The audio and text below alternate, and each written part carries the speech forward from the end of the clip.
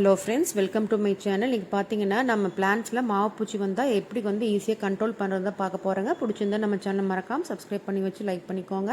இந்த மாதிரி interesting ideas பார்க்கறக்கு வாங்க பார்க்கலாம் எப்படின்னு. இது என்னோடய கோலியஸ் பிளான்ட்டுங்க. பெரிய பிளான்ட் வந்து ஒரு சின்ன ஒரு கட்டிங் எடுத்து இந்த மாதிரி சின்ன பாட்டில் ஊனி வச்சேன். சூப்பராக நல்லா இந்த மாதிரி பூ விட்டு புஷியாக வந்துட்டு இருந்தது. சடனாக பார்த்தீங்கன்னா அப்படியே நம்மளுக்கு லீஃப் எல்லாம் டல் ஆகி ஒரு மாதிரி பிளான்ட்டே வந்து ஒரு மாதிரி டல்லாக தெரிஞ்சுது. பார்த்தோம்னா அங்கே பாருங்கள் எவ்வளோ கொத்து கொத்தா அவ்வளோ மாவு பூச்சிங்க அந்த ஸ்டெம். அதே மாதிரி எறும்பு ஊறிட்டு இருந்ததுங்க. எறும்பு ஊறினாவே நான் தெரிஞ்சுக்குவேன் எந்த பிளான்ட்லையுமே கண்டிப்பாக மாவு பூச்சி இருக்குன்னு சொல்லிட்டு. ஏன்னா அந்த மாவு பூச்சியில் பார்த்தீங்கன்னா ஒரு ஸ்வீட்னஸ் இருக்கும். அதுக்காக கண்டிப்பாக அந்த எறும்பு வந்துருங்க. இங்கே பார்த்தீங்கன்னா இது என்னோட புத்தா பிளான்ட்ரு.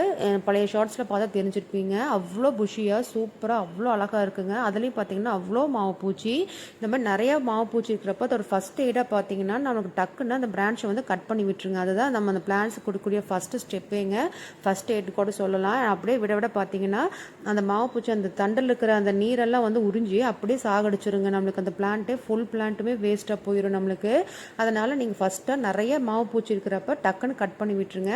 அந்த சின்ன சின்ன கட்டிங்ஸ்லேயே நம்மளுக்கு வந்து செடி சூப்பராக தலைஞ்சு வந்துடும். செகண்ட் ஸ்டெப் பார்த்தீங்கன்னா இந்த மாதிரி வேஸ்ட்டான டூத் ப்ரஷ் இருக்கும் பார்த்தீங்களா, அதை வச்சு அந்த மாவு பூச்சி தேய்ச்சி விட்டிங்கன்னா அது வந்து அப்படியே செத்து போயிருங்க மாவு பூச்சி. அதுதான் நான் வந்து செகண்ட் ஸ்டெப்பு. ஏன்னா அந்த மாவு பூச்சி அப்படி விட அந்த எறும்பு வந்து அந்த மேலே ஸ்வீட்னஸ்க்காக மாவு பூச்சி மேலே ஒரு ஸ்வீட்னஸ் மாதிரி இருக்குங்க. அதை எடுத்து அதுக்காக நிறைய எறும்பு வரும். அதை எடுத்துகிட்டு போய் மற்ற பிளான்ட்ஸ் எல்லாத்துலேயுமே ஸ்ப்ரெட் பண்ணி விட்டுட்டு நம்மளுக்கு டோட்டல் எல்லா கார்டனில் இருக்கிற எல்லா பிளான்ட்ஸ்லேயுமே வந்துடுங்க மாவு பூச்சி. அதனால நீங்கள் வந்து டக்குன்னு ஒன்றா உடச்சி போட்டுருங்க. இல்லைன்னா இந்த மாதிரி லைட்டாக இருக்கிறப்ப இந்த டூத் ப்ரஷ் வச்சு இது மாதிரி க்ளீன் பண்ணி விட்டுருங்க. கீழே விழுந்து அதையும் அதை நல்லா க்ளீன் பண்ணி விட்டுருங்க. ஏன்னா மறுபடியும் வந்து அது மேலே வந்து லீஃபில் ஸ்டெம்மில் எல்லாம் மறுபடியும் ஏறி வந்துடும். தேர்ட் ஸ்டெப் பார்த்தீங்கன்னா இந்த மாதிரி கையில் வச்சு தேய்ச்சி விட்டுருங்க. மோஸ்ட்லி நான் வந்து ஒன்றா உடச்சி விட்டுருவாங்க நிறையா இருந்ததுன்னா. ஏன்னா கையில் வச்சு டக்குன்னு எந்த பிளான்ட்டாக இருந்தாலும் தேய்ச்சி விட்டுருவேன். அறுவர் பார்க்க மாட்டேன். உங்களுக்கு வந்து ஒரு அன்ஈஸியாக இருந்ததுன்னா நீங்கள் வந்து அந்த ப்ரஷ் வச்சு யூஸ் பண்ணிக்கோங்க. அது வந்து எனக்கு ஒன்றும் ப்ராப்ளம் இல்லை. நான் அப்படியே தேய்ச்சி விட்டுட்டு உடனே வந்து கை வந்து நல்லா வாஷ் பண்ணிக்குவேன். அது ஒன்று ஸ்மெல்லோ இது மாதிரி பேட் ஸ்மெல் எதுவுமே வராது. இது மாதிரி ட்ரை பண்ணி பாருங்கள் நீங்களும் உங்கள் வீட்டில் இருந்ததுன்னா.